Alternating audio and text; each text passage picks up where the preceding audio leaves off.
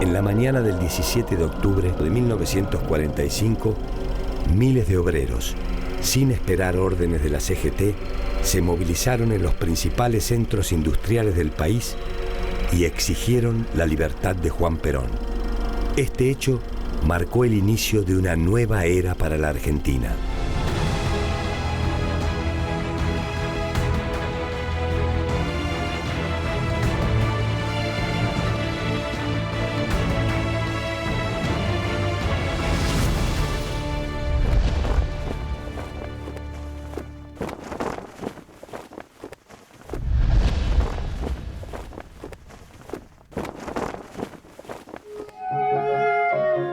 Juan Domingo Perón nació en Lobos, provincia de Buenos Aires, el 8 de octubre de 1895.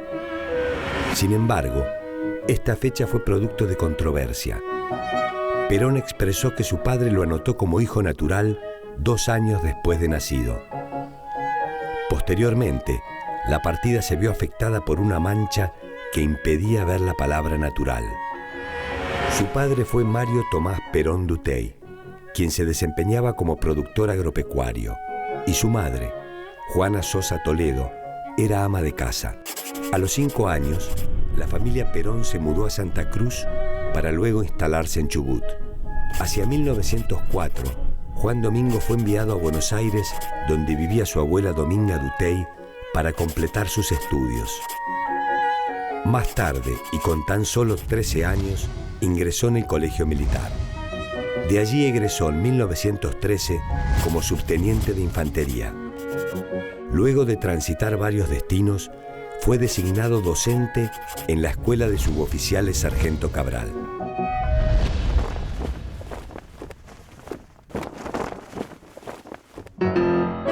En 1928 egresó de la Escuela Superior de Guerra como oficial de Estado Mayor y comenzó a desempeñar tareas administrativas.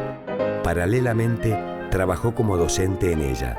Una vez consolidada su carrera, creyó que había llegado el momento de formar una familia, por lo cual Juan Domingo le pidió la mano a su novia Aurelia Tizón, que trabajaba como maestra.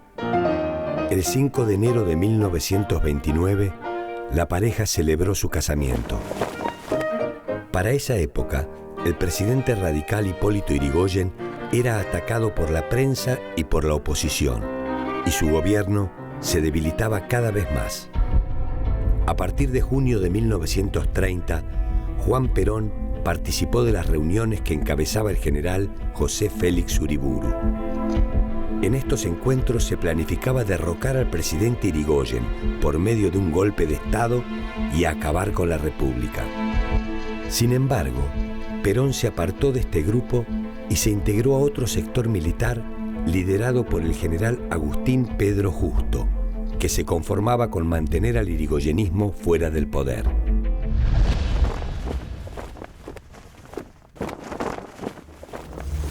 El 6 de septiembre de 1930 fue el primer golpe de Estado a un presidente constitucional argentino.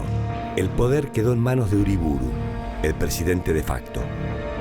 Juan Perón fue nombrado secretario del nuevo ministro de Guerra Francisco Medina, cargo en el que se mantuvo apenas un mes por desavenencias con el primer mandatario. En 1932, mediante elecciones en las cuales el radicalismo se vio impedido de presentar a sus candidatos, Justo se convirtió en el nuevo presidente. Esto le permitió a Perón retomar su trabajo como secretario del ministro de Guerra.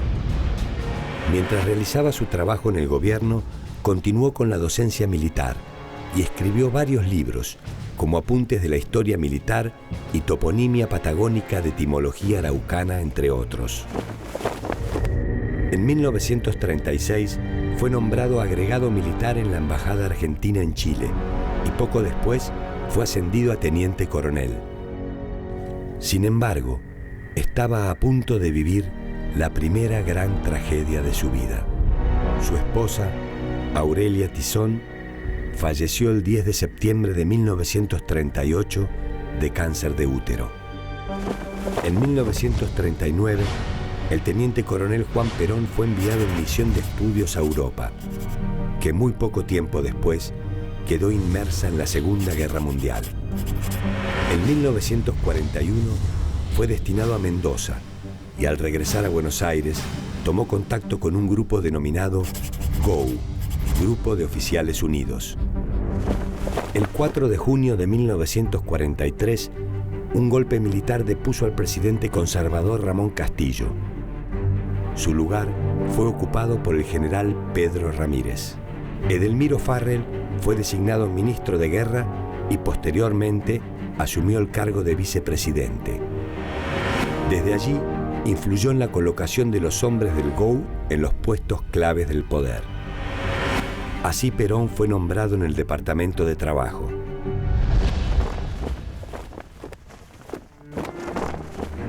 Aunque la posición de Perón en el ejército representaba un sector minoritario, gracias a Farrell logró transformar el Departamento Nacional de Trabajo en Secretaría de Trabajo y Previsión. Ese lugar le permitió tener injerencia en las negociaciones salariales, las jubilaciones y los problemas sociales ligados a las condiciones de trabajo y a las políticas de vivienda. Hacia 1944 ocurrió un hecho trascendental en la vida de Juan Perón. Comenzó un romance con la joven actriz Eva Duarte. Esto irritó a muchos militares, quienes no veían con buenos ojos que la pareja conviviera.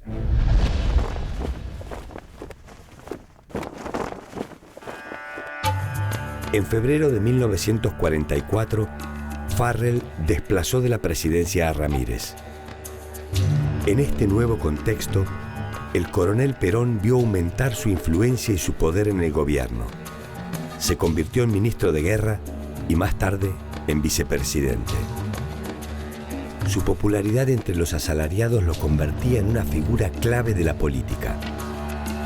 Hacia 1945, la gestión de Perón en la Secretaría de Trabajo produjo importantes mejoras en el nivel laboral y de vida de la clase trabajadora. En apenas 2 años se crearon tribunales de trabajo, se extendieron las jubilaciones, se institucionalizó el movimiento gremial, se instituyeron las vacaciones pagas y se consiguieron importantes aumentos salariales. La percepción de un Estado más próximo a los trabajadores produjo malestar en el sector empresarial. Por un lado, les parecía positiva la orientación industrialista del gobierno, mientras que por otro, no estaban dispuestos a pagar costos más altos por ello, y mucho menos a soportar el creciente activismo político de los obreros. Para Estados Unidos, la política de neutralidad, sostenida hasta último momento en la Segunda Guerra Mundial, era un símbolo de rebeldía contra su construcción de hegemonía sobre el continente. En este contexto, Perón se mostraba como el único capaz de articular una salida política al gobierno militar. Pero desde la Embajada de Estados Unidos se lo señalaba como el jefe de los nazis argentinos.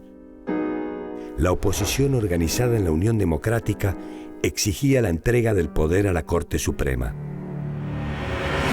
El presidente Farrell buscó una manera de descomprimir la tensa relación con los Estados Unidos. El 27 de marzo de 1945 declaró la guerra a Alemania y a Japón y firmó el Acta de Chapultepec. Seguidamente, llamó a elecciones para julio de 1946. En septiembre, la Unión Democrática, conformada por el Partido Socialista, la UCR, el Partido Demócrata Progresista y el Partido Comunista, realizó una multitudinaria marcha por la Constitución y la libertad. Esta movilización agudizó la crisis política del gobierno. El 9 de octubre, el presidente Farrell, presionado por grupos de las Fuerzas Armadas, obligó a Perón a renunciar a todos sus cargos. Al día siguiente, Perón ofreció un discurso transmitido por cadena nacional desde la Secretaría de Trabajo. Les habló a los obreros y dirigentes sindicales con voz firme. Les advirtió la necesidad de defender las conquistas laborales logradas. Estas palabras aumentaron el recelo del grupo opositor. El 13 de octubre, el nuevo ministro de Guerra, Eduardo Ábalos, dispuso el encarcelamiento y el traslado de Juan Perón a la isla Martín García. La noche del 16 de octubre, la CGT elaboró un petitorio en el cual exigió mantener las conquistas de los trabajadores y se convocó a un paro para el 18 de octubre, pero no pidieron por la libertad de Perón.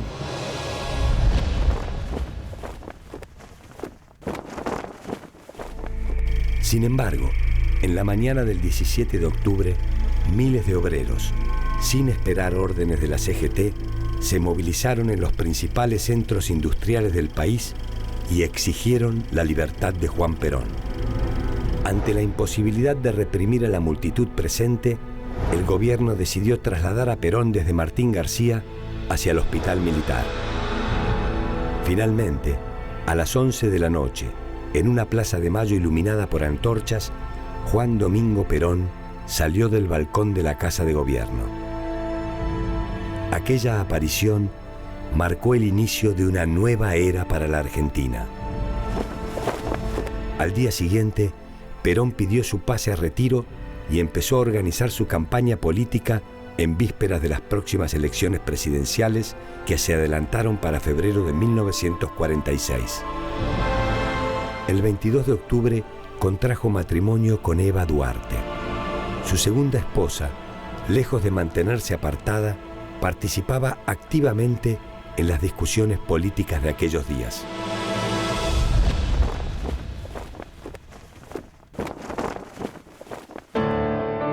Perón logró el apoyo del Partido Laborista, de la Unión Cívica Radical Junta Renovadora y de los comités cívicos de la provincia de Buenos Aires.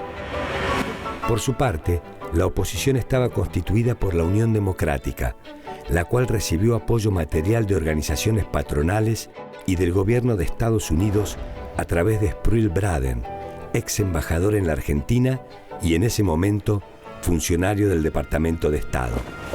El 11 de febrero, el Departamento de Estado norteamericano envió a todos los gobiernos de América un informe conocido como Libro Azul, donde se acusaba a Perón de haber sido miembro del partido nazi.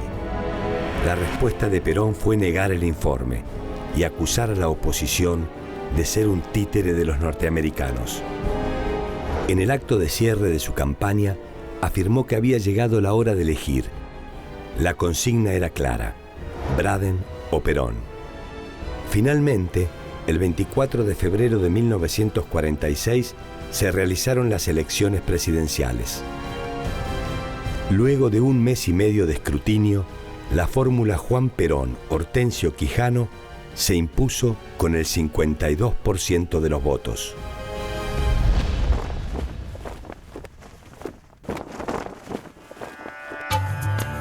El 4 de junio de 1946, Juan Domingo Perón se convirtió en el nuevo presidente de los argentinos.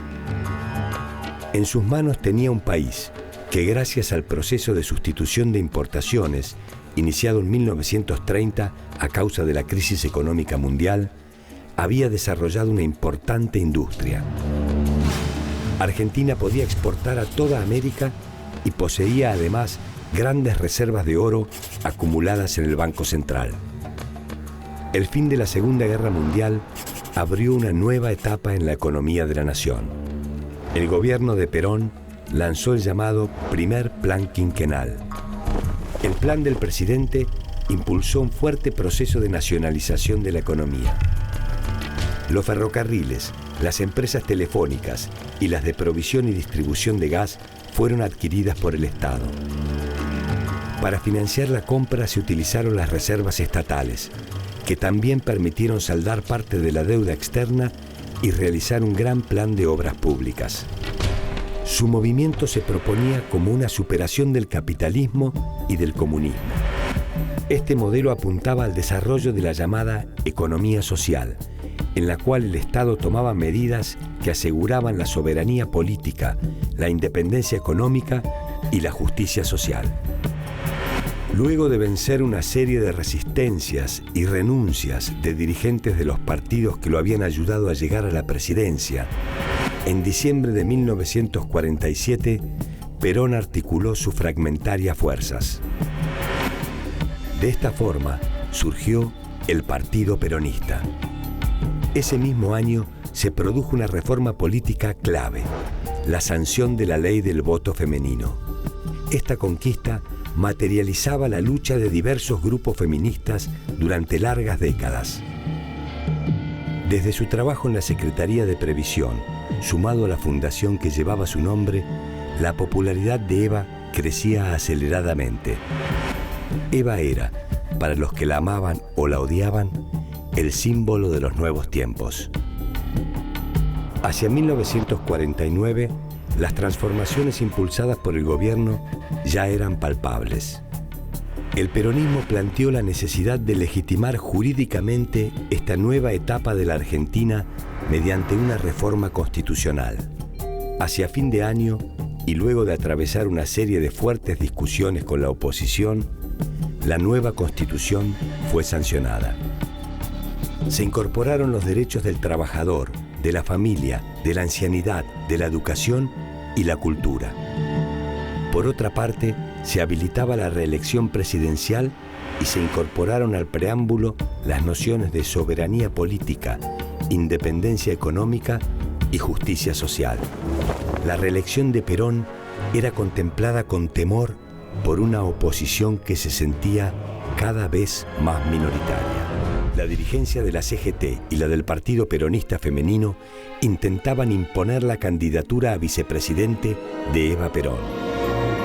Sus discursos, en los que llamaba a la lucha contra la oligarquía en detrimento de la conciliación que se le había prometido al ejército, causaron malestar en un sector importante de oficiales. El 22 de agosto, una multitud reunida en la avenida 9 de Julio pidió la candidatura de Eva en el llamado Cabildo Abierto del Peronismo. Finalmente, el 31 de agosto, Eva Perón decidió dar un paso al costado. Las razones fueron su delicada condición de salud, apenas un año atrás le habían diagnosticado cáncer de útero, y la presión de la cúpula militar que se le oponía. Al mes siguiente, se produjo un incidente que desafió al presidente Perón. El general Benjamín Menéndez lideró un levantamiento militar contra el gobierno. Perón actuó con celeridad y las fuerzas leales aplacaron la insurrección. Ante este hecho, Eva le requirió al presidente que fusilara a los implicados en la revuelta. Pero Perón se negó y los condenó a prisión. El 11 de noviembre de 1951, la fórmula Perón-Quijano venció en los comicios. El peronismo continuaría en el poder.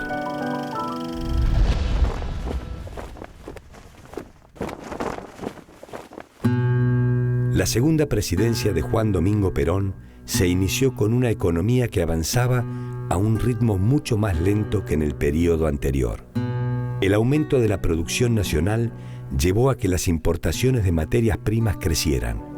La industria nacional necesitaba combustible, que debía ser importado, y el aumento del nivel de consumo de los trabajadores hizo disminuir los saldos exportables de granos y carnes. Aparte de los problemas de la economía interna, Argentina enfrentó un problema de mayor envergadura. Estados Unidos inició el Plan de Recuperación Económica de Europa, conocido como Plan Marshall. A partir de aquel momento, las naciones europeas, obligadas por Estados Unidos, dejaron de comprar los productos argentinos. La economía comenzó a estancarse. A esto se le sumaba la feroz sequía que se desató durante 1951 y 1952, que disminuyó la producción agrícola ganadera.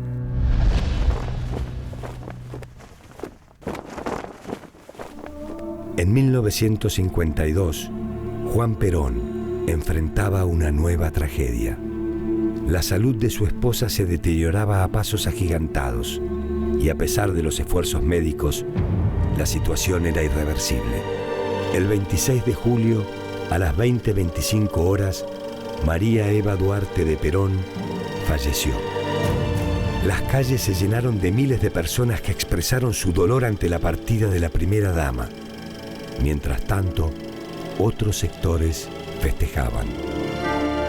Para Perón fue un duro golpe. Perdió a la mujer que amaba y a aquella que mantenía la unidad central del movimiento peronista.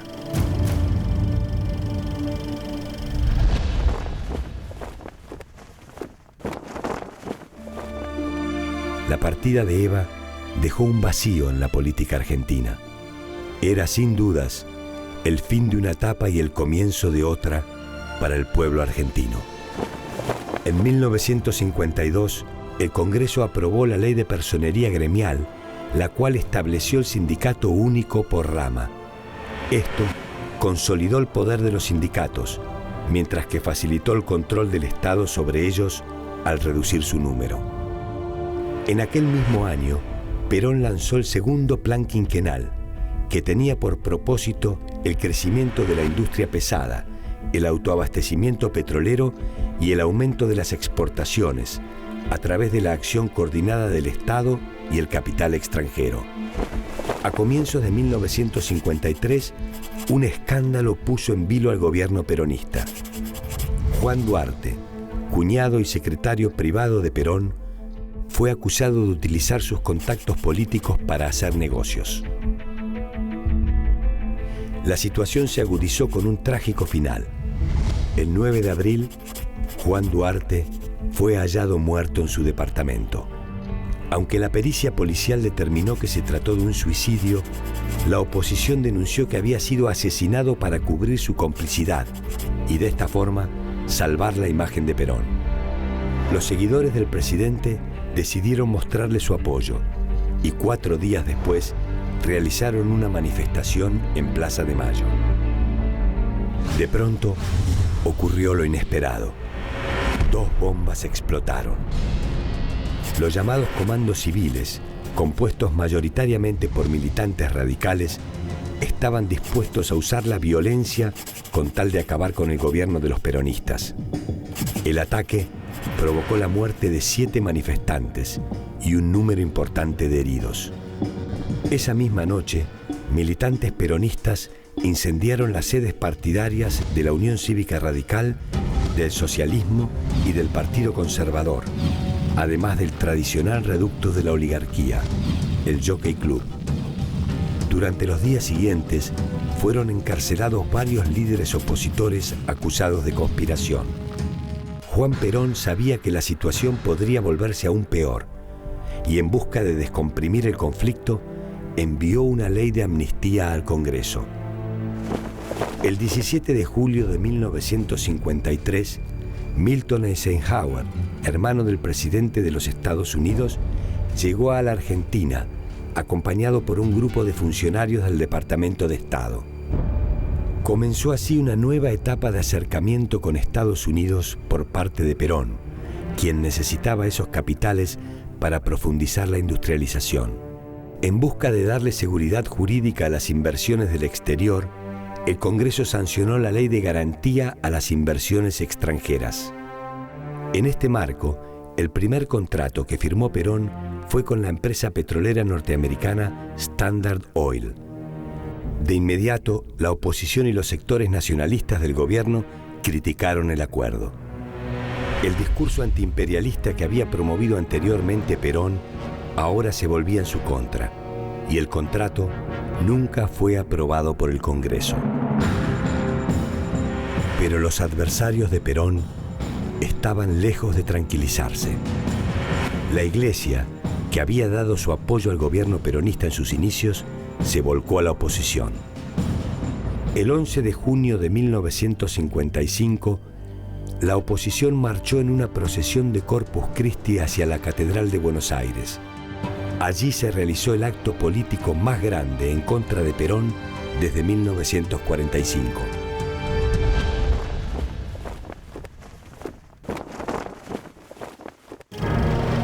El 16 de junio de 1955, a las 12:40 del mediodía, una escuadra de 30 aviones de la Marina de Guerra, con la inscripción Cristo vence en sus alas, bombardeó la Casa Rosada y la Plaza de Mayo. La orden era matar a Juan Domingo Perón. Durante 5 horas se lanzaron más de 15 toneladas de explosivos. Civiles de todas las edades que se encontraban en Plaza de Mayo perecieron bajo el fuego criminal. Entretanto, Perón fue protegido y ordenó sofocar la rebelión. Gracias al apoyo de los oficiales del ejército leales al gobierno, se controló la situación. Al término de aquel 16 de junio, el bombardeo arrojó un saldo de más de 300 muertos y gran cantidad de heridos. Por la noche, militantes peronistas incendiaron los tradicionales templos del centro de Buenos Aires y la sede de la curia arzobispal. En busca de frenar la escalada de violencia, Perón les propuso a sus opositores una pacificación general, pero ya era demasiado tarde. El 31 de agosto, el presidente puso su renuncia a disposición de la CGT y del partido. De inmediato, una multitud se reunió en Plaza de Mayo. Parecía que todo estaba perdido, que aquel mandato elegido democráticamente llegaba a su fin. Sin embargo, Perón retiró su renuncia e inesperadamente puso fin a la tregua con los adversarios. A continuación, emitió un provocativo discurso. Esta actitud selló el trágico final de su gobierno. El 16 de septiembre, el general Eduardo Lonardi lideró un alzamiento militar. Luego de 4 feroces días de combate, los golpistas derrocaron a Perón, quien tuvo que marchar al exilio.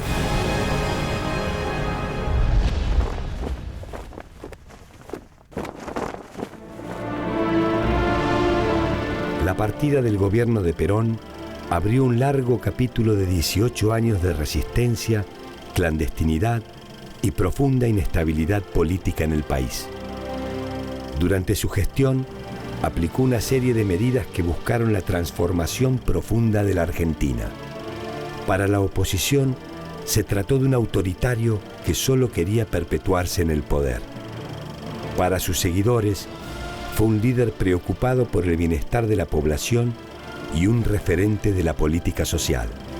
Ambicionó que la Argentina dejara de ser el granero del mundo para convertirse en una nación industrializada.